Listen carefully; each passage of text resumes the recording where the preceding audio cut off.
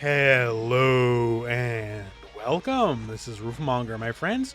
Today we're talking about just what exactly makes someone top tier, and for our example we'll be using Sol from Guilty Gear Strive.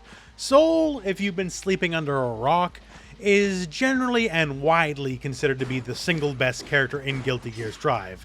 Maybe you don't hold that opinion, but for the most part this is the majority opinion. And here we're going to be taking a look at just why that is.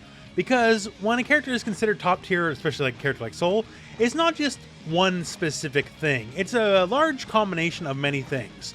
And of these many things we'll go over, well, lots of characters have them. You know, lots of characters have plus frames, lots of characters have reversals, lots of characters have command grabs, all this kind of stuff. But the thing is, he's got it all in one package. Now, before we go any further, this is not a call for nerf vid or anything like that. This is simply an education vid, just to dissect why exactly he's top tier in this specific game. I'm sure in the future he'll probably get nerfed just from public outcry or whatever, and then this video can serve as like a historical piece or something, I don't know. But yeah, this is not just me calling the nerf, it's just, hey, understand why he is the way he is, and then, well, when we're more educated, he's a little bit easier to deal with. Myself, personally, even though he's considered the best character in the game, I actually find him a lot more fun to fight than a lot of other characters. Other characters that are not considered as strong as him, and yet he's more fun to fight in the end, more because of his all-around nature, I suppose. But yeah, so with all that said here, let's get into it. So the first thing that makes Sol such a powerful character is simply stand kick. So stand kick is a two-part move. We have the knee and the follow-up kick, right? And if you're further out, only the kick hits. The thing about this move, the knee part specifically hits in 3 frames. Now, what's considered a fast move in Guilty Gear Strive would be anyone, you know, their stand jab. Not everyone, but most of the cast, their stand jab is 5 frames. And that's considered a very fast move, 5 frames. And Sol comes and breaks the mold, says, nah, my stuff is 3 frames, so 2 frames of animation faster. He has this trait with only one other character in the game, Chip Enough. You know, the ninja is all about speed and like everything he has is the fastest. Well, Sol is tied with the fastest attack with him. And why is this so strong? Well, a myriad of reasons, really. One of which is while you're in each other's face, you know, all things being equal, unless they're going for a throw, which is 1 frame faster, 2 frames. Throw is the fastest attack in the game. You're going to win. You're going to beat any other basic attack, considering all things being equal. And with Sol, they very rarely are equal, right? But all things equal, you'll always win, simply because you have a faster attack than they do. Because unless you're fighting Chip, nobody has an attack as fast as this. So that's already all well and good, right? So scramble situations, you got your panic button. And let alone the fact it's actually an amazing anti-air as well, right? Well, we can talk about that later, I guess. I don't know. But yeah, so you got your panic button. That's great. But the thing is, being a kick, it always goes in the command normals too, right? And being 2 hits, it's also a great hit confirm. You can visually assess if it hit or not based off the fact that it's 2 hits. So from this, you can go either into forward punch, which is all right, or you can go into forward slash, which is another normal we'll be talking about later. But at bare minimum, gives your scramble button hit confirm potential into decent damage and corner carry. A lot of people, their panic button, they don't get anything like this. Not the damage, not the corner carry, not the utility, definitely not the hit confirm, right? It just is so much more rewarding on every conceivable level, right?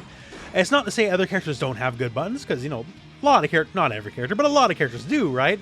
But this one button is so utilitarian. It does so much. 3 frame startup on the knee. If you have to hit it from max range, it's still 5 frame startup, so he still can match other characters. And he actually has more range than some other characters too. Once again, as we mentioned too, it's a very strong anti-air. And also, this gives you all sorts of huge conversions, like the world is your oyster, because as you can see right there, thanks to that 3 frame startup, as soon as you hit the ground again, you can connect with stand kick and then go into command normal or special or whatever you want, right? So thanks to that speed, it even makes the fact that you get the air anti-air kick all the more deadly because you get much stronger combos. It's basically everything you could possibly want in a single button for the most part. Other than, I guess, absurd range, but don't worry, he has that covered in other stuff. Another big thing Soul has, which is not unique to Soul in any way, but once again, when you have so many things, this is what makes a top tier character, is plus frames. Specifically, we're talking Fafnir, and you've probably seen this one before, the old Stand S. So Stand S is +2 on block. Now, it's not a lot to be plus by, to be sure. It's 2 frames of animation, he recovers first before the enemy recovers. But in fighting games, that can be a lot.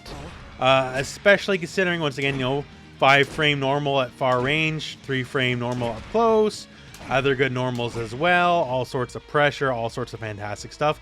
And the thing is, the range is truly what makes this great in combination with the plus frames.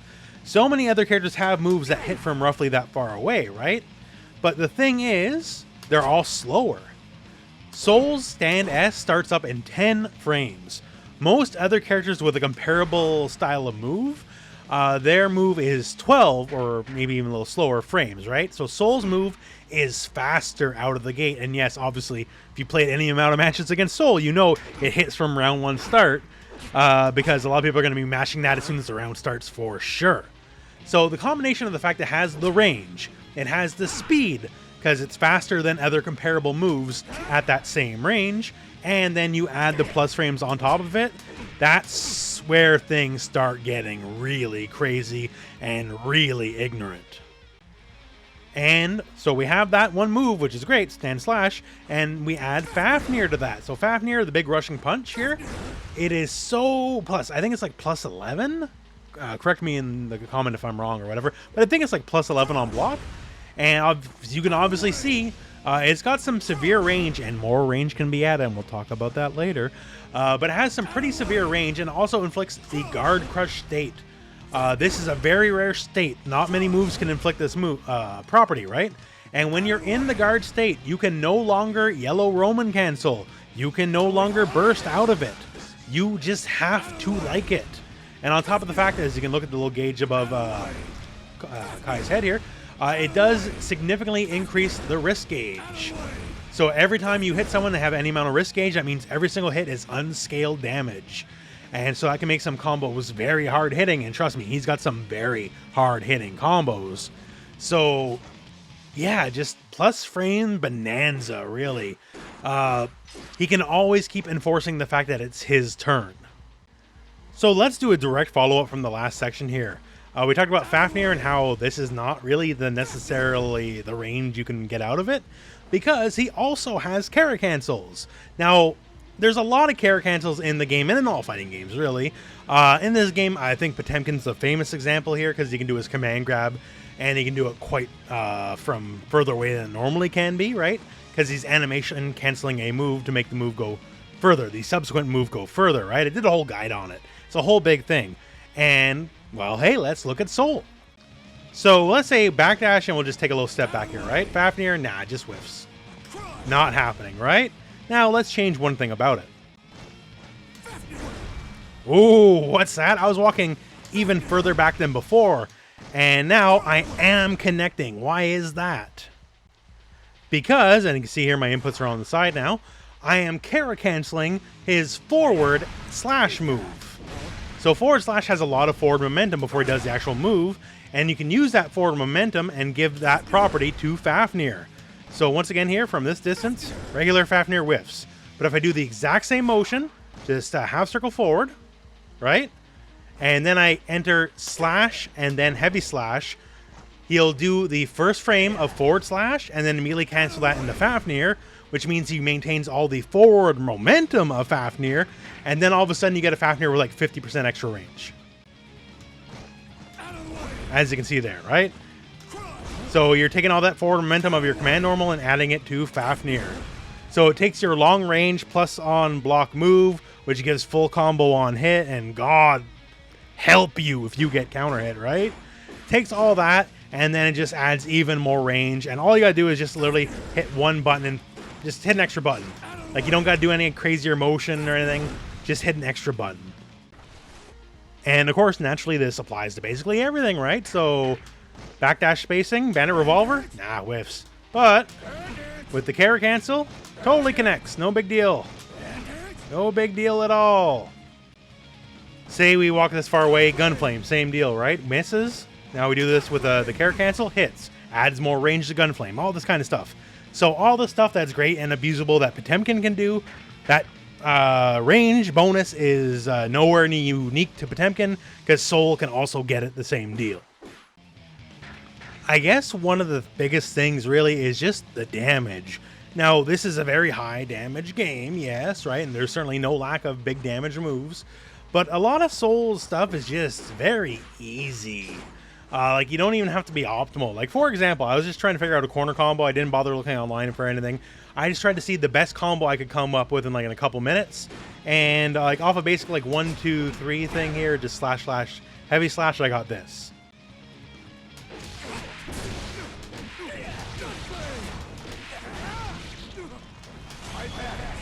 Easy peasy. Now, is this the most damaging, most optimal combo? Absolutely not, right? But in a couple minutes, I just figured out something that was 252, because his combo structure is so freeform, so permissive. Anything you can think of will basically work, right? And that is definitely not the case with a lot of other characters. A lot of other characters, you gotta really start thinking hard about how stuff works, right? Soul stuff just works. Once again, this is just off SSH, right? This is the easiest to confirm in the world. You got 6 years to figure it out. You get the handy little wall bounce, all that kind of stuff. Like, it's amazing.